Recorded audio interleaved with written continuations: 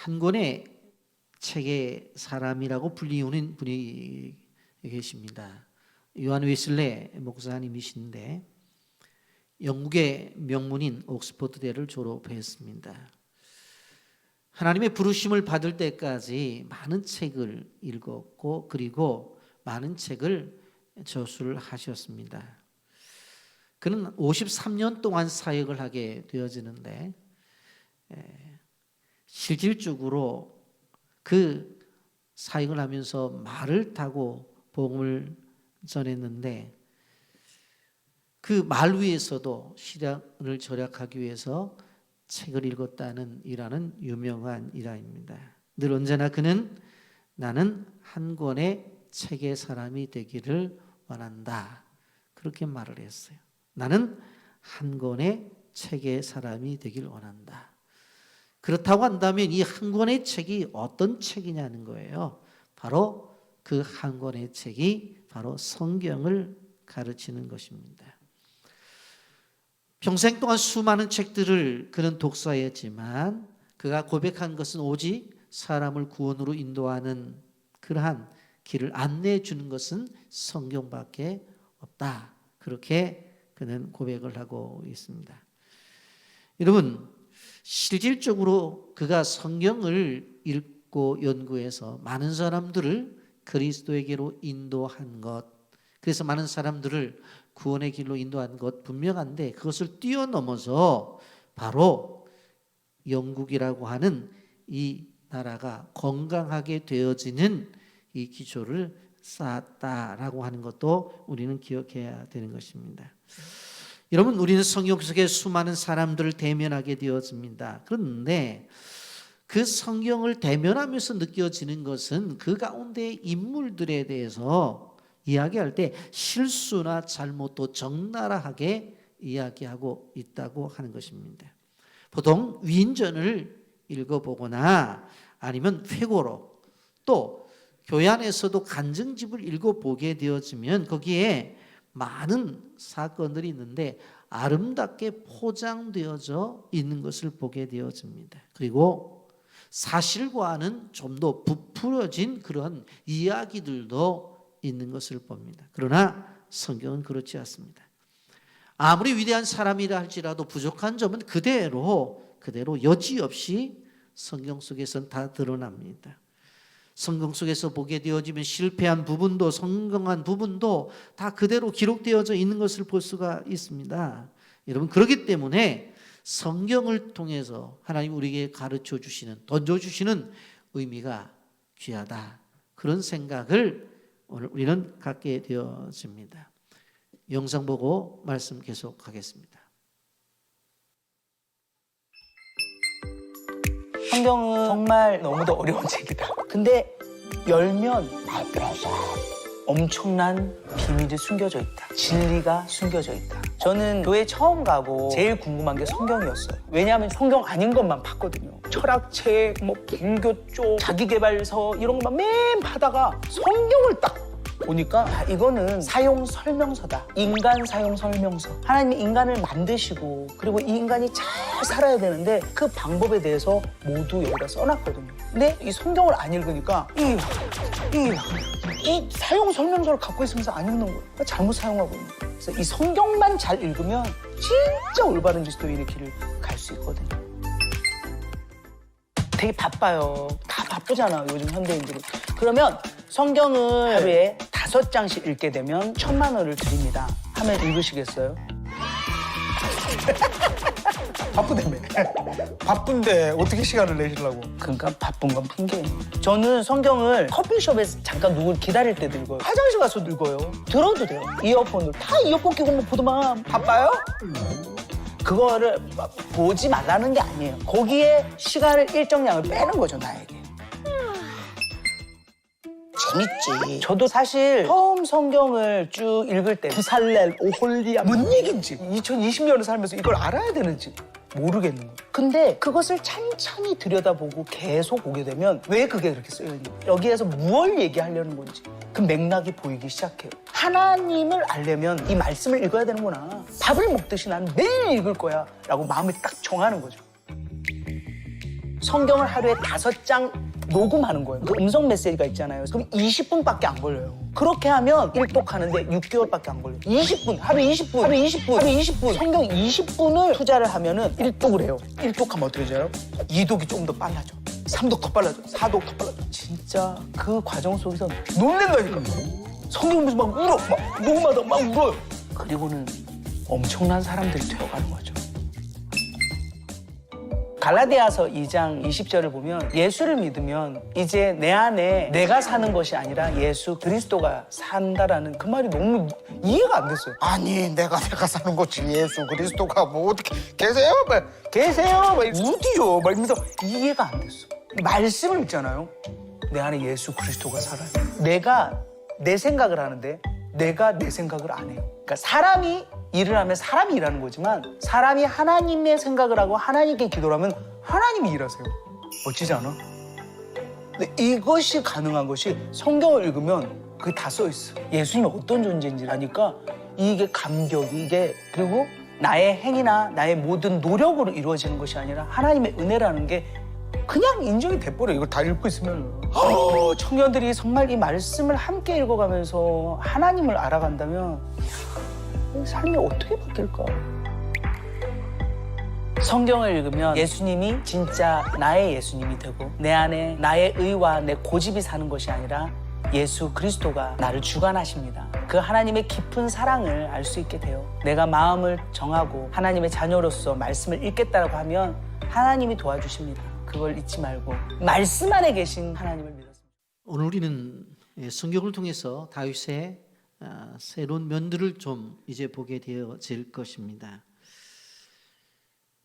하나님은 사울을 버리시기로 작정하신 후에 사무엘을 통해서 다윗에게 기름 부음을 허락하십니다. 그리고 이 다윗을 향해서 아주 중요한 하나의 말씀을 하시는데 내 마음에 합한 사람이다 라고 그렇게 말씀을 합니다. 하나님 보시기에 다윗은 마음에 합한 사람이었습니다. 그런데 실질적으로 이러한 사람임에도 불구하고 내용에 들어가 보면 흠도 있고 실수도 있던 사람이라는 것을 우리는 볼 수가 있습니다. 여러분, 다윗도 우리와 똑같은 인간성을 가지고 있는 존재이기 때문에 그에게 실수가 있었고 허물이 있었다고 하는 것을 오늘 성경은 우리에게 가르쳐주고 있습니다. 여러분, 다윗은 사울 왕에게 쫓기고 있습니다. 쫓기고 쫓기는 생활 속에서 도망자의 생활을 계속하면서 이제 그는 나중과 좌절 속에 들어가게 되어집니다. 여러분, 라마 나요시라고 하는 곳에 도망해서 그곳에서 사울과 함께 있지만 그러나 그곳에 사울 왕이 거기까지 쫓아와요. 그래서 그가 그곳에 나와가지고 친구 요나단을 찾아가요. 그리고 그에게 이렇게 이야기를 해요. 도대체 내가 무슨 잘못을 했기에 너희 아버지 사울은 나를 그렇게 죽이려고 하느냐? 라고 하면서 질문을 하는 거예요. 여러분, 이러한 푸념을 하면서 그게 고백한 것이 사무엘상 20장 3절 말씀인데 다윗이 요나단에게 뭐라고 말해요? 나와 죽음 사이는 한 걸음뿐이다 라고 그렇게 말을 해요. 여러분, 얼마나 위태로웠으면 나와 죽음 사이는 한 걸음밖에 없다고 그렇게 말을 했겠는가 하는 것입니다. 다윗은 두려웠어요. 그래서 다윗이 한 것이 있습니다. 그것이 무엇인가 하면 다윗이 거짓말을 합니다. 두려움 속에서 그는 거짓말을 하게 되는 것을 보게 되어져요. 여러분, 왜 이렇게 거짓말을 해야만 했었을까? 그에게 찾아오는 이 두려움을 어떻게 할 수가 없었어요. 불안과 초조와 두려움 속에 사로잡혔을 때에 그 사울을 피할 수 있는 길이 바로 거짓말을 해서라도 피하고 싶은 생각들이 있었을 것입니다. 대표적으로 3번의 거짓말을 하는데 첫 번째 거짓말은 요나단에게 바로 거짓말을 요구하는 것을 보게 됩니다. 다윗이 요나단에게 뭐라고 요구를 해요? 만약 월삭 잔치 때 내가 그 자리에 없게 되어지면 분명코 너희 아버지가 어디 갔냐고 물을 것이다 그러면 거짓말을 해달라고 요청을 해요.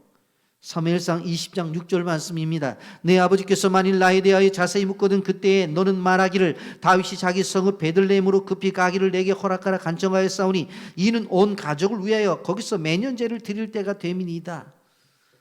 월삭 잔치 때에 보이지 않잖아. 그러면 분명코 물어볼 거야. 어디 갔냐고. 그러면 바로 자기 고향 베들레헴에 매년제 제사가 있는데 그곳에 간다고 해서 내가 허락을 했다라고 그렇게 거짓말을 해달라는 거예요.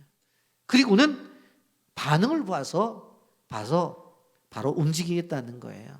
화를 내면 어떻게 해요? 도망가고, 분위기 좋으면 바로 월삭잔치에 참여하겠다고 하는 거예요. 지금 다윗은 어디 있어요? 들녘에 있어요. 집에 간 거 아니잖아요. 그런데 그 거짓을 친구에게 요청하고 있는 것을 볼 수가 있습니다. 여기에서 다윗의 생애 속에서 최초의 실수가 나오는 것을 보게 되어집니다. 우리가 생각해 보면 다윗이 어떻게 이럴 수가 있을까? 자기도 아닌 어떻게 친구에게 자기의 이익을 위해서 자기의 입장을 생각하고 자기의 목숨을 생각하면서 어떻게 해요? 바로 거짓을 요구해요. 그러나 성경은 어떠한 상황 속에서도 거짓을 허락하지는 않습니다. 두 번째 거짓말입니다. 노베 제사장 아비멜렉에게 가서 거짓말을 하죠. 오늘 본문의 내용이죠. 여러분, 실질적으로 라마나윗이라는 장소를 통해서 노비라는 곳으로 이제 가게 되어집니다. 여러분, 노비라는 곳에 가서 거기 제사장 아히멜렉을 만납니다. 그리고는 자기를 숨겨달라고 요청을 해요. 근데 아히멜렉이 깜짝 놀랐어요. 여러분, 왜 그래요? 지금 다윗을 사울이 찾아서 죽이겠다고 하는 것은 온 나라가 다 알고 있는 거예요. 그런데 다윗이 자기에게 찾아온 것이, 그런데 뭐라고 거짓말을 합니까?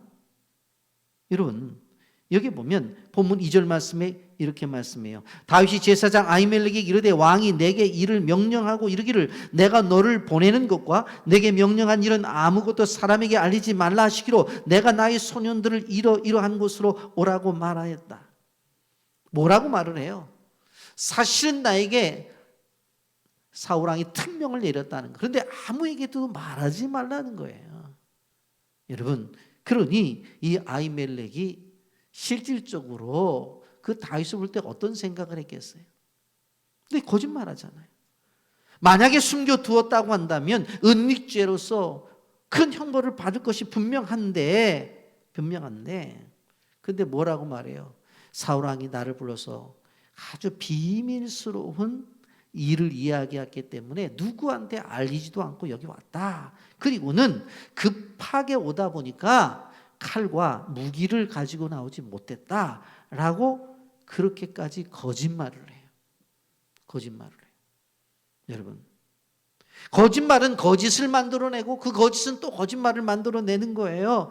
그리고 세 번째 거짓말이 나옵니다.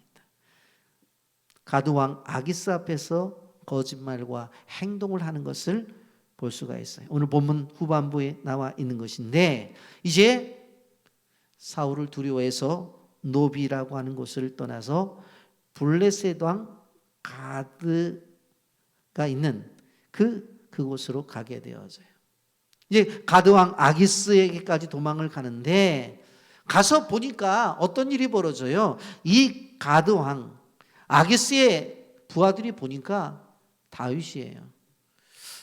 이해가 되질 않아요. 사실은 골리앗을 죽인 다음에 다윗이 죽였다는 거 온 나라의 소문이 다 났는데 그거 몰랐을까? 그 얼굴을 몰랐을까? 어떻게 그렇게 갔을까? 오자마자 어떻게 해요?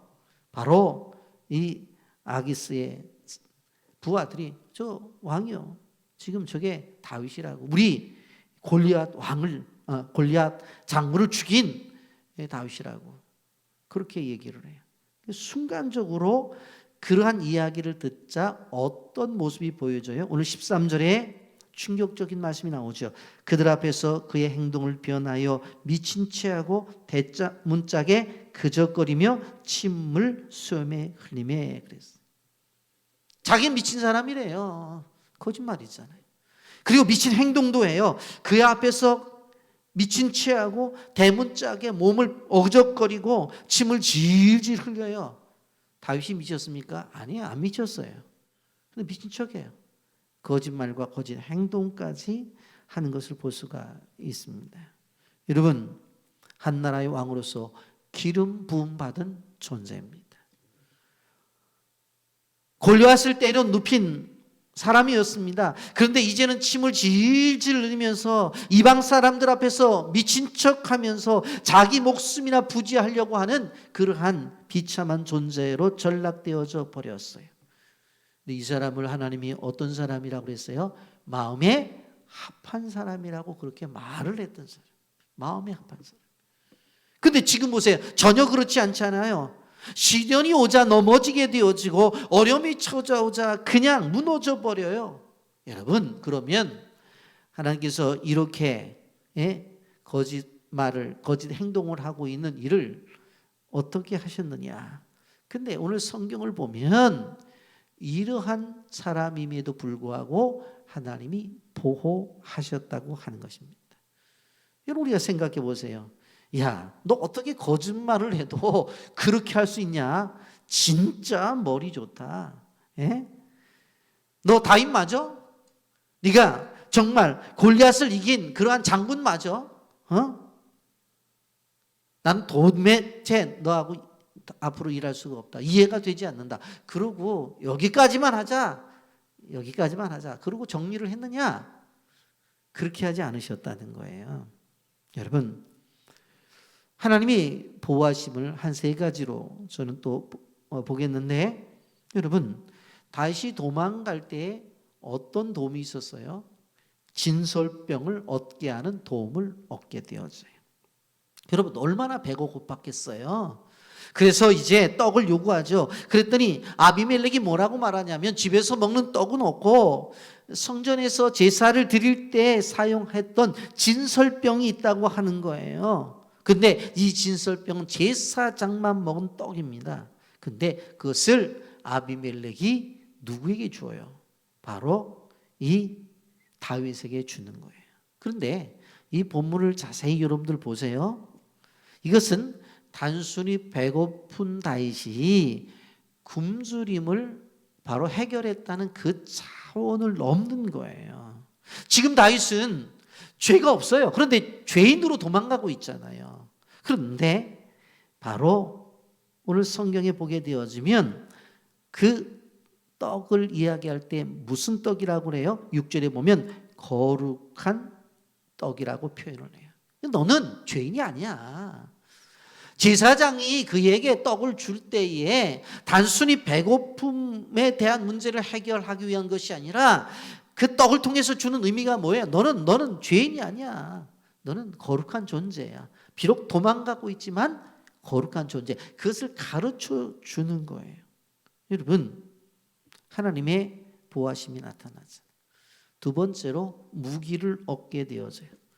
사실 그는 거짓말했잖아요. 아니, 장수가 아무리 시간이 없이 나온다 할지라도 무기가 있어야 되잖아요. 무기가 하나도 없는 거예요. 그런데 바로 그곳에 무엇이 있었어요? 전리품으로 바로 다윗이 골리앗과 싸울 때 이겨서 빼앗은 골리앗의 칼이 있었어요. 그것을 얻어가지고 이제는 밖으로 나가게 되어집니다. 세 번째, 어떤 도우심이 있었어요? 여러분 생각해 보세요. 블레셋에 간 것은 실수입니다. 자기 얼굴을 모를 거라고 갔냐고요. 갔더니 아기스의 신하들이 딱 보자마자 저거 다윗이라는 거예요. 그래서 왕에게 뭐라고 말을 해요? 저놈이 우리 장군인 골리앗을 죽인 놈이라고. 죽이자고. 그랬더니 순간 그 소리를 듣자마자 다윗이 어떻게 해요? 미친 척하면서 횡설수설 등짝을 벽에 긁으면서 침을 질질 흘려서 수염에 흘러내리고 그러는 거예요. 그랬더니 왕이 뭐라고 말해요? 저 미친 놈을 왜 내 앞에 갖다 내냐고. 당장 내어 쫓으라고. 그러고서 내가 쫓아버렸어요. 그리고는 거기서 쫓겨나서는 어떻게 했어요? 그 다음에 미친 척 할 필요가 없겠죠. 여러분, 그때도 하나님이 도와주신 거예요. 그때도. 안 그러면 그 오히려 더 죽이기 쉽지. 그렇지 않습니까? 그러니까 다윗을 쫓아내기만 해요. 보이지 않는 하나님의 손길에 임재가 있었던 거예요. 떡도 주시고, 거룩한 떡도 주시고, 또 칼도 갖게 하시고, 이렇게 위기 속에서 보호해 주시는 거예요. 여러분, 이러한 상황 속에서 다윗이 완전히 무너졌느냐? 무너지지 않았다는 거예요. 친구에게 거짓말도 요구하고, 아히멜렉 제사장에 가서 거짓말을 하면서 또 떡도 얻어먹고 칼도 얻고, 그리고 블레셋 아기스 왕 앞에 가서 거짓말과 거짓 행동을 통해서 이제 어떻게 됐어요? 나오게 되잖아요. 그러나 그의 마음속에 하나님의 사람이기 때문에 아픔이 있었고 고통이 있었어요. 내가 왜 이럴까? 걷잡을 수 없는 불안과 그러한 고통 속에 휘청거리면서 다윗은 깊은 고민을 하게 되어서요. 그리고는 하나님 앞에 서게 되어지는 거예요. 그리고 다시 일어나게 되어져요. 여러분, 그 일어남이 시편 34편의 내용이 그 내용입니다. 그래서 여러분, 이것은 연결지어서 꼭 보실 필요성이 있어요. 시편 34편의 표제, 제일 위에 있는 제목이 어떻게 되어져 있는 줄 아세요? 다윗이 아비멜렉 앞에서 미친 채 하다가 쫓겨나서 시은 시, 그렇게 표제가 되어져 있어요. 그러니까 오늘 우리가 이 사무엘상의 말씀을 보다가 이 쫓겨나서 어떻게 됐지? 그러면 그냥 뒤로 읽지 말고 어디로 가야 돼요? 시편 34편을 가서 읽어보고 나서 이랬었구나, 그렇게 우리가 이해를 하면 쉽다고 우리에게 생각이 되어집니다. 그러니까 사무엘상 21장을 읽다가 어디로 가야 돼요? 시편 34편으로 가야 돼요. 그럼 우리가 34편으로 가보자고요. 거기 어떤 말씀이 기록이 되어져 있는가? 도대체 다윗이 이 어려운 상황 속에서 어떻게 이 문제를 해결할 수 있느냐? 세 가지로 제가 말씀을 드립니다. 첫째, 찬양입니다. 시편 34편 1절에 이렇게 말해요. 내가 여호와를 항상 송축하며 내 입술로 항상 주를 찬양하리이다. 그 어려운 상황 속에서 어떻게 해요? 그는 하나님을 향한 신앙의 등불, 믿음의 등불이 꺼지지 않았어요. 그것이 뭐로 나타나요? 찬양으로 나타나는 거예요. 여러분, 끊임없이 그 입술에서 찬송의 고백이 나오는 거예요. 두 번째로 그는 기도하기 시작했습니다. 시편 34편 4절 말씀해 보면 내가 여호와께 간구하며 내게 응답하시고 내 모든 두려움에서 나를 건지셨도다. 시편 34편 6절 말씀해 보면 이 곤고한 자가 부르짖음에 여호와께서 들으시고 그의 모든 환난에서 구원하셨도다. 시편 34편 17절에 보면 의인이 부르짖음에 여호와께서 들으시고 그들의 모든 환난에서 건지셨도다. 끊임없이 간구하며 끊임없이 부르짖음에 말씀하고 있어요. 그 어려운 상황 속에서 뭐 했다는 거예요? 기도했다는 것입니다. 기도. 세 번째로 예배입니다. 예배. 여러분, 시편 34편 9절 말씀에 보면 너희 성도들아 여호와를 경외하라. 그를 경외하는 자에게는 부족함이 없도다 그랬잖아요. 경외, 경배, 예배 같은 말이에요. 이러한 상황 속에서 이 문제를 해결하기 위해서 다윗은 뭐를 해요? 예배해요. 괴로운 자리예요. 비참한 자리예요. 도망 자리의 자리예요. 그 자리에서 다윗은 무엇을 했다고 해서 첫째로 바로 찬송을 했고 두 번째로 뭐를 했어요? 그 다음에 기도를 했고 그 다음에 예배자로 섰어요. 그러니까 그 어려움 속에서 벌떡 일어날 수 있을 수 있다고 하는 것입니다. 그래서 34편 5절 말씀에 이렇게 노래하고 있어요. 그들이 주를 앙망하며 광채를 내었으니 그들의 얼굴은 부끄럽지 아니하리로다. 여러분, 우리의 인생 속에서 아무리 어렵고 힘든 일이 있다 할지라도 우리 입술에서 찬양이 있고 기도가 있고 예배가 있으면 어떻게 되어져요? 우리의 삶이 광채가 난다고요. 그리고 얼굴은 부끄럽지 않아요. 왜? 당당한데. 다윗은 부끄럽지 않은 거. 내가 왜 이렇게 도망을 가지만 부끄러운 거 아니에요. 도망자의 몸에서 이제는 광채가 나는. 여러분, 신앙의 위대함이 여기 있는 거예요. 여러분, 우리가 삶을 살아가며 실수를 했습니까? 연약해졌어요. 뭐 오늘 다윗처럼 거짓말을 했어요. 좋다 이거예요. 죽을 것 같은 시련이 오니까 그냥 정신 나간 척하고 그렇게 하는 비참한 모습을 보이는 나락에 떨어질 수도 있다니까. 왜? 살려고 하니까. 그런데 다시 일어날 수 있어요. 왜? 우리는 여호와를 의지하기 때문에. 여러분 바울과 실라를 기억할 거예요. 빌보에서 복음을 전하다가 어떻게 감옥에 갇히잖아요. 그들이 한 건 뭐예요? 다른 원망을 했나 불평을 했나 그런 거 안 했어요. 그냥 한밤중에 감옥 안에서 착고의 채찍으로 뭐를 했습니까? 기도하고 찬송했다고 하나님 앞에 예배를 드렸단 말이에요. 그랬더니 갑자기 어떻게 해요? 손목 발목에 묻혔던 착고가 풀어지더니 옥문이 열어지는 거예요. 땅이 흔들리는 거예요. 기적의 역사가 나타나는 거예요. 여러분, 이러한 기적이 우리의 삶 속에 나타날 수 있다 없다? 있다. 아멘입니까? 거꾸림을 당해도 절대로 우리는 망하지 않아요. 코로나 아무것도 아닙니다. 문제는 코로나 속에서 찬양과 기도와 예배가 사라지기 때문에 문제지, 그것만 있으면 걱정할 필요가 없어요. 고린도후서 4장 8절과 9절 말씀, 우리 다 같이 함께 화면 보면서 읽어보겠습니다. 시작. 우리가 사방으로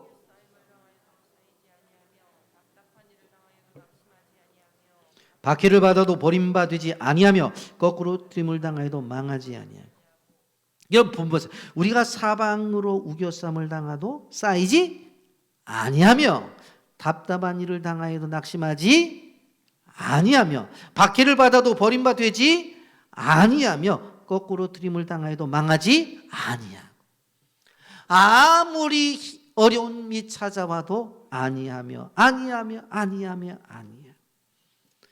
여러분, 세상을 살아가면서 힘든 일들이 얼마나 많이 있어요. 어떤 때 보면 굳게 닫힌 여리고의 성문처럼 닫혀져 있는 것들이 우리 앞에 있을 때가 있어요. 그러나 절대적으로 우리가 기억해 봐야 될 것은, 그때 해야 될 것은 하나님을 찬양하는 거예요.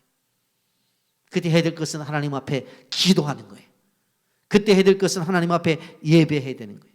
그러면 성령께서 주시는 샘을 가지고 일어날 수가 있다라고 하는 것을 우리가 기억하시기를 바랍니다. 아멘입니까? 여러분, 넘어지지 않는 것이 승리가 아니에요. 넘어져도 다시 일어나는 것이 승리입니다. 나의 인생의 삶 속에 고통이 없고 어려움이 없는 것이 축복이 아니에요. 고통과 어려움 속에서도 신실한 하나님을 믿어서 찬양이 있고 기도가 있고 예배가 있어서, 그래서 감사가 있는 그것이 축복이라고 하는 것을 우리는 기억해야 되는 것입니다. 여러분, 우리는 늘 따뜻함과 그리고 태양을 원해요. 그런데 뜨거운 태양만이 내려쬐면 그곳은 어떠한 장소라도 사막이 될 수밖에 없다는 걸 알아야 돼. 때로는 비도 와야 돼요. 때로는 태풍도 몰아쳐야 돼요. 그래야지 산천이 정화가 되고 바다가 살아난다는 것을 알아야 돼요. 여러분, 쓰나미가 얼마나 무섭습니까? 그런데 인간은 괴롭고 힘들고 많은 피해를 보지만 쓰나미가 한번 지나가고 나면 어떻게 되어져요? 바다는 정화된다고 그러잖아요. 바다는 깨끗해진다고 그러잖아요. 우리는 끊임없이 그냥 햇빛은 쨍쨍, 모래알은 반짝, 사막이 오는 거예요. 때로는 이슬비도 오고 소낙비도 오고 비가 와야 돼요. 싫어도 와야 돼. 바람도 불어야 돼요. 바람도. 아시겠어요? 그러한 과정을 통해서 우리가 신실한 하나님의 사람이 될 수 있고 우리의 삶이 하나님의 축복을 누릴 수 있다고 하는 것을 기억해야 돼요. 여러분, 오늘 성경주일인데, 여러분, 성경이 어떤 책입니까? 성경을 열어보면 실패한 사람들, 넘어진 사람들, 그 사람들에 대한 이야기를 하고 있고 그 사람들이 어떻게 일어났으며 그 이야기를 해주고 있어요. 오늘도 그거 얘기하잖아요. 다윗, 왜 거짓말쟁이네. 그것도 어떻게 이렇게 거짓말을 해. 야, 진짜 머리 좋네. 예? 어떻게 친구한테 거짓말도 부탁을 해. 그렇잖아요. 그런데 무너집니까? 아니잖아요. 찬양과 기도와 예배를 통해서 서잖아요. 실패한 사람들, 넘어진 사람들이 어떻게 일어나고 어떻게 이들이 믿음에 가지게 되었는가 하는 것을 성경은 말하잖아요. 우리는 환난 중에 주님의 음성을 듣기를 원합니다. 그리고 넘어진 자리에서 일어나기를 원합니다. 여러분, 분명히 알아요. 왜 넘어졌을까? 왜 거짓말했을까? 왜 미친 척 했을까? 한마디로 말하면 믿음이 연약해져서 그래요. 그러면 어떻게 했길래 일어날 수가 있었을까? 넘어진 자리에서 일어나기를 원하는 소망하는 사람들에게 중요한 두 가지가 있습니다. 첫째는 뭐냐면 바로 나와 하나님과의 관계 속에서 좋은 관계를 맺어야 된다는 거예요. 하나님과의 관계가 멀어지고 단절되어지면 그냥 무너져 버려요. 그래서 끊임없이 하나님과 우리의 관계가 좋은 관계가 되어져야 돼요. 그러면 이 좋은 관계는 어떻게 할 수 있느냐? 그리고 이것이 멀어졌을 때, 끊어졌을 때 어떻게 회복되어지느냐? 찬양과 기도와 예배입니다. 여러분, 하나님 찬양하고 하나님 앞에 기도하고 하나님 앞에 예배하면 이렇게 좋은 관계로 회복이 되어져요.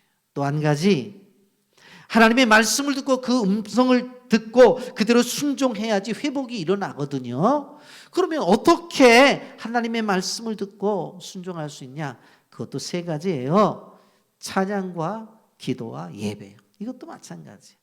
찬양 드리면 하나님께서 우리에게 메시지 주세요. 기도하면 응답의 메시지 주세요. 예배하면 하나님께서 말씀을 주신다고요. 여러분, 우리는 기억해야 돼요. 넘어졌을 때에 넘어짐에 머무는 것이 아니라 성경에서 말하는 것처럼 일어서시는 다윗의 모습을 봐야 된다고 하는 거예요. 여러분, 말씀을 정리합니다. 다윗은 하나님 마음에 합한 사람이었어요. 그런데 믿음이 흔들리잖아요. 거짓된 말도 하고 거짓된 행동도 하고 그런 모습을 보이잖아요. 구차한 행동도 하잖아요.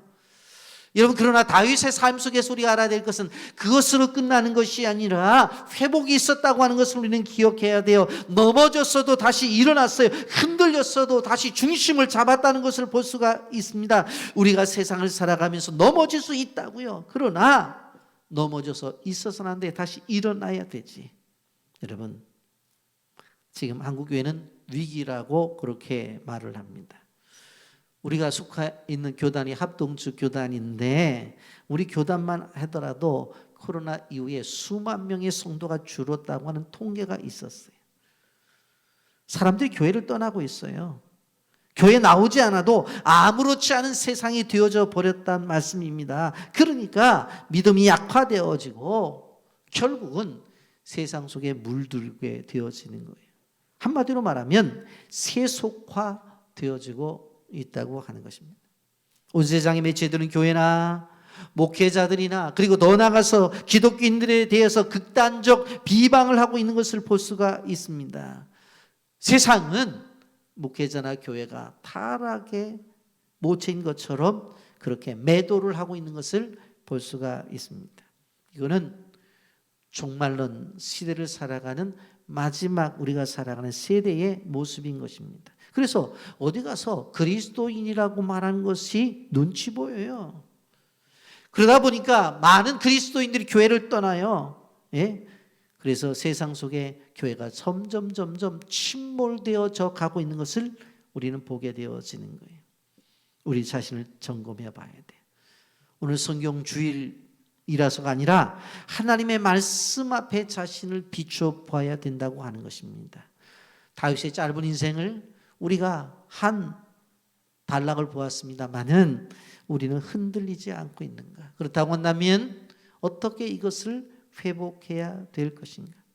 하나님과 나와의 관계 속에서 내가 하나님을 향한 얼마나 믿음이 있는가? 내가 이 세상 속에서 살아남기 위해서 실질적으로 거짓된 행동과 거짓된 모습이 보여지지는 않았는가? 그렇다고 한다면 신앙의 퇴보인데 되돌아가야 되겠다고 하는 것입니다. 여러분, 방향을 돌이키십시오. 그것만이 살 길입니다. 그리고 다시 일어나세요. 그래야지만 살아요. 그리고 우리가 해야 될 것은 뭐예요? 하나님 앞에 끊임없는 찬양과 끊임없는 기도와 하나님 앞에 예배를 드리게 될 때 우리가 다시 회복할 수 있다는 사실을 기억하면서, 회복은 코로나 끝난 다음에 회복이 아니라 코로나 중에 하나님의 은혜 가운데 회복된 모습을 보이고 이 어려운 세상 속에서 세상을 향해서 승리한 자의 모습으로 세상에 보여주며 살아가기를 예수님의 이름으로 축복합니다. 아멘.